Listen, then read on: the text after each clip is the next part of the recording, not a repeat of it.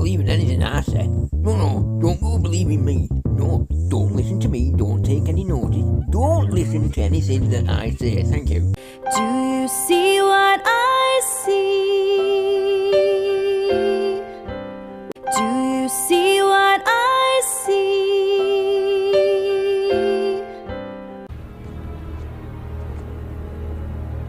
That's one of Death's books. Yeah, but this one is about God and how to kill him. No surprise, here's what lies and you're still all waiting. What the hell are you saying? No surprise, here's what lies and you're still all waiting. What the hell are you saying? No surprise, here's what lies and you're still all waiting. What the hell are you saying?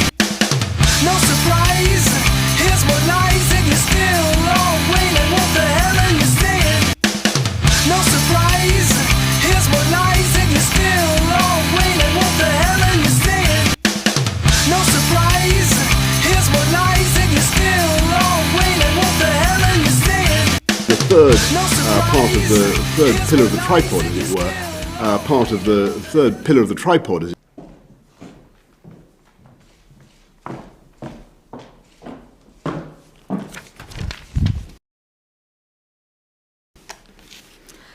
Good afternoon. The rollout of our fantastic vaccination programme continues to make good progress. The brilliant NHS is vaccinating people at the rate of 200 jabs per minute. I can pick a vaccine, which is something I love. And as of today, 4,973,248 people have been vaccinated across the United Kingdom. Now, unless you've been microdosing sedatives for the past 8 months, I'm sure you've realized by now that the CV-19 pandemic was manufactured. And I want to take this moment and opportunity to counter some of the disinformation about the vaccine. And the virus probably will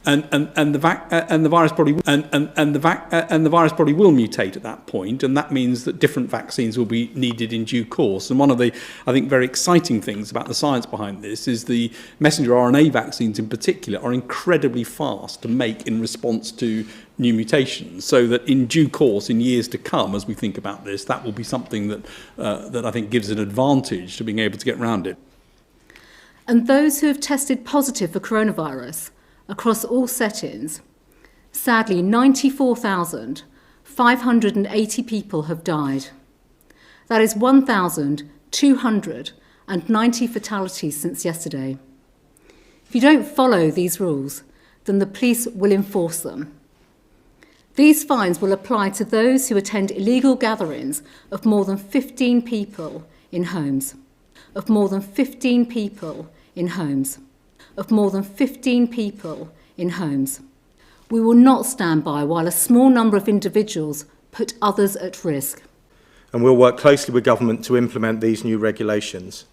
And as we've done with all other changes to the regulations, we'll be providing guidance to police officers to support them in explaining and applying the rules. As a doctor, I would like to encourage anyone offered this vaccination to get it, because it protects you against the seriousness of this awful disease. But it's a theoretical risk, and every time we see a variant, that's going to be the question that comes up, and it needs to be looked at. But at the moment, you'd say that the most likely thing is that this wouldn't abolish vaccine effect. It may have some overall effect on efficacy, but we don't know. Nationally, there are 34,000 people in hospital, and pressure remains intense on our staff. And I'd like to thank all my colleagues in the NHS and our partners in local government, the police, the fire service, the voluntary sector and others who are supporting our enormous efforts in dealing with record numbers of people. And the problem is not with the health systems, it's the numbers of sufferers. Obviously, we know that we monitor carefully new variants. This particular virus does mutate. We carefully track those so that we can understand the spread and understand what impact they've had. And that is something that is kept constantly under review by the scientists and by my colleagues in Public Health England. I think it's just worth saying right now, we're speaking about the virus and the variants of the virus. All the nurses, the doctors, the physiotherapists, all of those that we have working, mounting this effort to open hundreds of beds, would not be possible if we didn't have the support of our schools and our teachers in this. So this is an absolutely critical part of it. Clearly, there's a difficult balance to be struck in deciding how to apply how to broaden out the definition of a key worker, how to broaden out the definition of a key worker, how to broaden out the definition, how to broaden out the definition. How do you know that? It's in the handbook. Don't believe everything you read.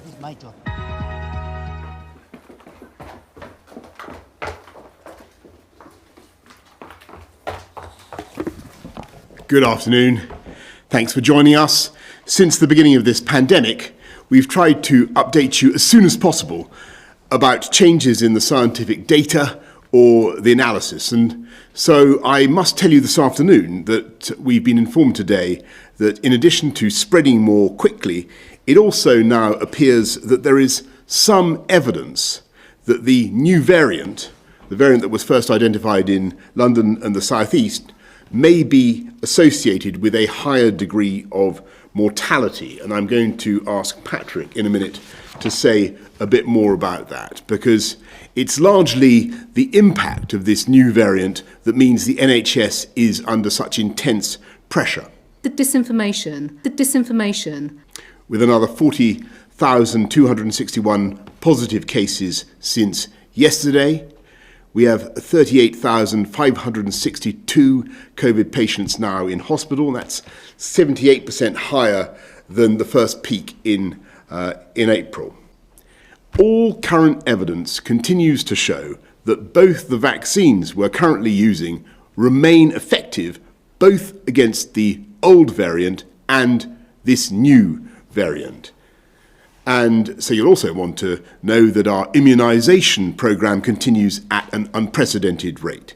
5.4 million people across the UK have now received their first dose of the vaccine. Their problem is they won't want to produce those vaccines unless you can show you've got a plan that if they produce them, you can use them. And over the last 24 hours, we can report a record 400,000 vaccinations.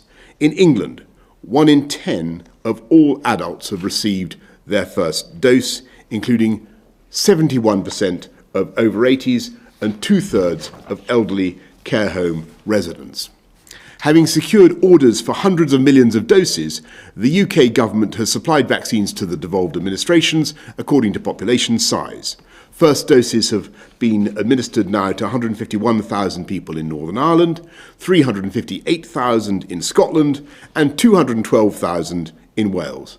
And I'm glad that the government of the UK, the whole of the UK, is able to assist the devolved administrations in deploying the vaccine. And I know everyone across the country is grateful for the logistical skill of the British Army. I say to everyone, when that letter arrives, please don't hesitate to book that appointment and get this life-saving protection and get our lives back to normal. I'm now going to ask Chris to do the slides. Thank you, Prime Minister. First slide, please.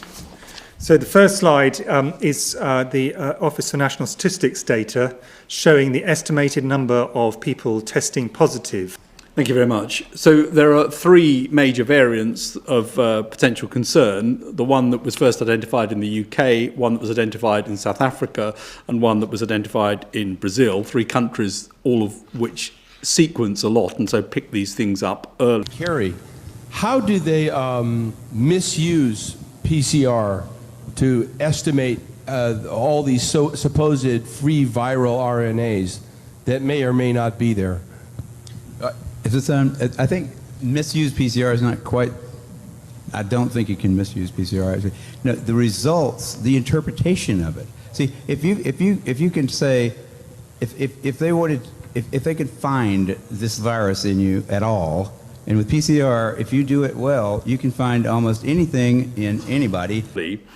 I want to talk about the UK one because it's a common variant now, comprising a significant number of the cases. This is spreading more easily than the old variant, so we think it transmits between 30 and 70%. We don't yet understand why that is the case. When we look at data from hospitals, so patients who are in hospital with the virus, the outcomes for those with the original virus or the new variant look the same. So anyone who's tested positive, there is evidence that there's an increased risk for those who have the new variant compared to the old virus. And I want to put it into context as to what it might mean, but stressing that these data are currently uncertain, or indeed whether it is overall increased, but it looks like it is. And I want to give some context. There's a man in their 60s. The average risk is that for 1,000 people who got infected, roughly 10 would be expected to unfortunately die. With the new variant, for 1,000 people infected, roughly 13 or 14 people might be expected to die. So that's the sort of change for that sort of age group, an increase from 10 to 13 or 14 out of 1,000, an increase from 10 to 13 or 14 out of 1,000, and you will see that across the different age groups as well, a similar sort of relative increase in the risk. So that there's a lot of uncertainty around these numbers, and we need more work to get a precise handle on it. The reason for extending the course of the vaccination is primarily to double the number of people who can get vaccinated.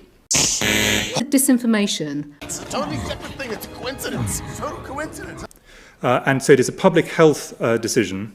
And the reason for that we think that this is a reasonable thing to do is that their problem is they won't want to produce those vaccines unless you can show you've got a plan that if they produce them, you can use them. It's a totally separate thing. It's a coincidence. Total coincidence. Because our major limitation is the number of vaccinations we actually have to give. It's not our ability to vaccinate, it's the number of vaccines we have to give. It's the number of vaccines we have to give. It's the number of vaccines we have to give. It's the number of vaccines we have to give. But there are several lines of data that make us think it is likely that once you get protection initially, it lasts for a reasonable period of time, including people who've had the natural infection, where they seem to have protection for many months, so where they seem to have protection for many months, so where they seem to have protection for many months, certainly up to 5 months in the majority of cases, 5 months in the majority of cases, 5 months in the majority of cases, 5 months in the majority of cases. But the reality is, I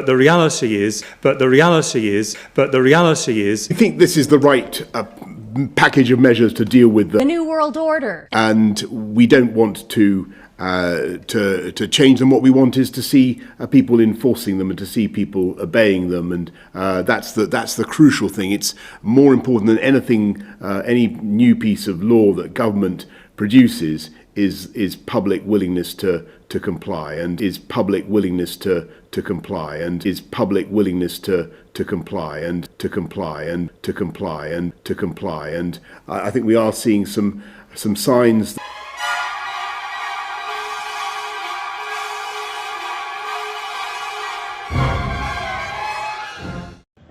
I could get you guys to leave the Senate wing. We will. I've been making sure they ain't disrespecting the place. Okay, I just want to let you guys know this is like the sacredest place. The sacredest place. The sacredest place. The sacredest place.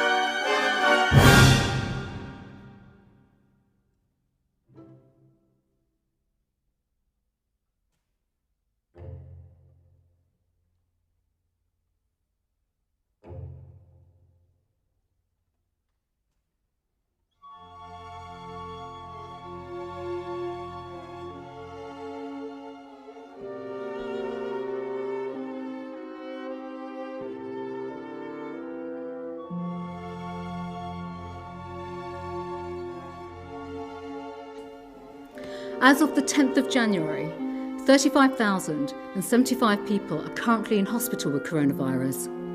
That is an increase of 22% from this time last week.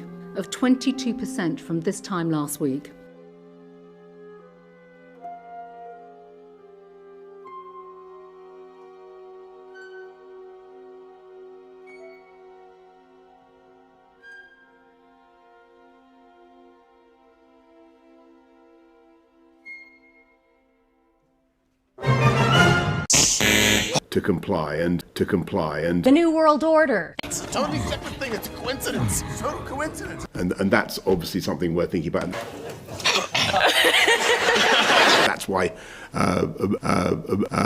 The Great Re-shit. They said it was for science, but you make it big. guinea pigs